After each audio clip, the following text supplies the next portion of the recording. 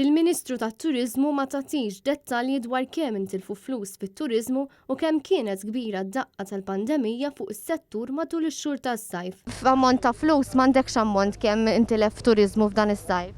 Il-kwestjoni aħna dejjem tkellimna b'mod ċar illi qedna illi dan is-sajf mhux se jkun sajf identiku bħal sjuf oħrajn.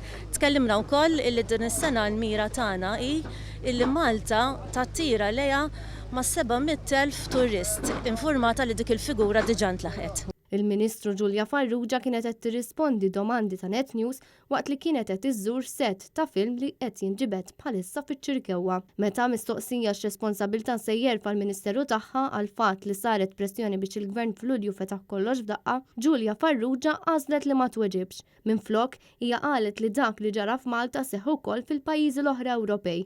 Dan meta huwa fatt magħruf li pajjiżi oħra qatt ma ċċettaw li jorganizzaw parties kbar kuntrast mal-istrateġija u l-mekkaniżmi adottati mill-MTA.